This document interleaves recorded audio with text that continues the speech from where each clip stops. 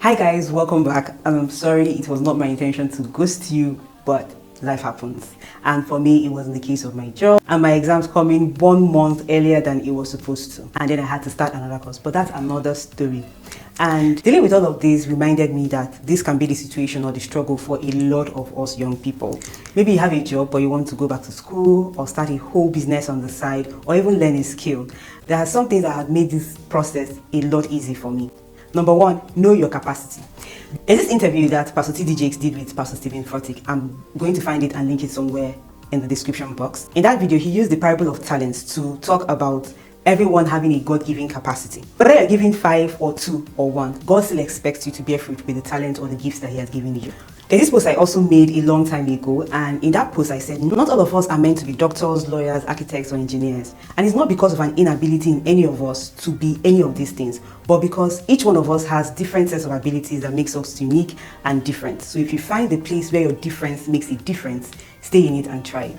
We are capable of a whole lot more than you may think. I've done some videos about getting to know who you are, your strengths, your weaknesses, your abilities. After you've done that, then we can go over to step 2. Step 2 is to trust yourself. Trust that whatever it is that you've discovered about you is who you are and you can function in it.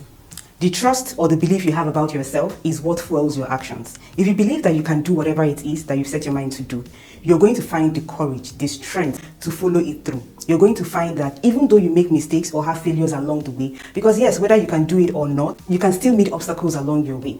But the difference is that for you who have decided that this is you and you trust that you're capable of doing it, you're going to take those things as learning opportunities, as stepping stones, and you're going to come back with a bang. But if you think that you can't, then for every obstacle you face along the way, it will be a discouragement to you and eventually you give up on it. So trust yourself and the God that's given you this ability and you will find ways to make it work. Number 3, we talk about this a lot, but there's a side of it that we don't talk about. You've heard a lot of times when people say, be careful about the people that you surround yourself with. But not a lot of people talk about the people that surround you. Yes. What I mean by that are the people whose presence and influence in your life you don't really have that much control over.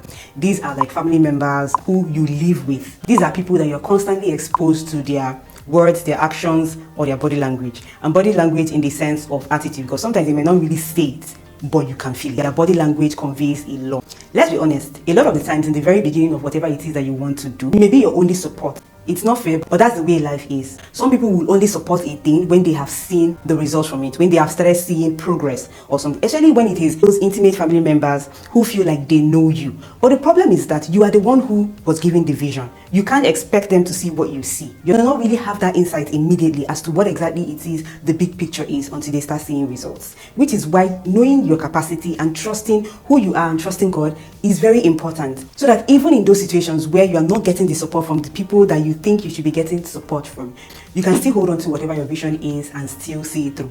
Also, an important aspect of this is the fact that when you talk to people about the vision that you have, many a times their instant reaction to what you are saying is not a reflection of who you are, but a reflection of that inability in them. Let me explain. If I've said to people in the past that I want to go back to school, I've heard things like, how are you going back to school? I can't go back to school at this age. Anyone who knows me well knows that I like school, always reading, I'm always starting one course. So you see, what that person is saying is not a reflection of me. In the same way, if someone was to come to me right now and say, I want to buy a house and I'm going to do the furnishing by myself, everything in it, the finishings, the painting, the decorations, I'm going to ask them, are you sure you want to do that? That is because I'm the kind of person who has not been able to successfully put a nail through a wall. So in that time, my brain cannot see them in that situation. So you have to be really careful about what people say around you. Pay attention to the very words that are not exactly what they are saying, but the true meaning of their words. Because if you don't do that, you may take what they are saying to be truth, when in fact, what they're expressing is their own truth, not yours.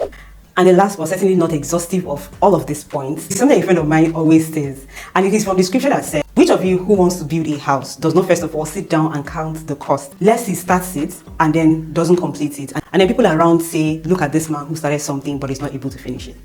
Counting the cost is very important, and what counting the cost means is not just financial cost, but everything that it would take for you to complete this task that you have chosen. In my video on how to achieve goals, I said that once you've decided on what to do, that you write everything that is needed down. Your time, your effort, people that you need, the research you need to do. These are the things that help you in planning. These are the things that help you to know where to get your money from. If you have to wake up at a certain time, everything that you need for this project that you have started. I'm going to give you an example. There was an opportunity to start a course that I've always wanted to start. When the schedule came, that course required that I spend 7 to 10 hours a day on it. Looking back at my job and school and every other thing that I have going on, I knew that there was no way I was going to be able to put in 7 to 10 hours every single day. That was because I was able to count the cost of everything that you require for me to achieve that cost. And I knew that despite this particular thing seeming like an opportunity, I couldn't start it. I couldn't accept the offer and go through with it because I knew that I was going to start lagging behind from the very first day. What that made me do was to apply for the same course but in another school, and then they had a different schedule which was about 3 to 5 hours, and that was something that I could do. That eventually was the option that I went with. In the same way, sometimes we don't do the work necessary to find out everything that is required, and we start lagging behind in one area or the other. And when that happens, you start feeling like you are not able to do this thing. In reality, what happened was that you were not able to do the work required before starting on that project. So doing the work or counting the cost in this case helps you to effectively plan the course of action in any project that you've decided to embark on.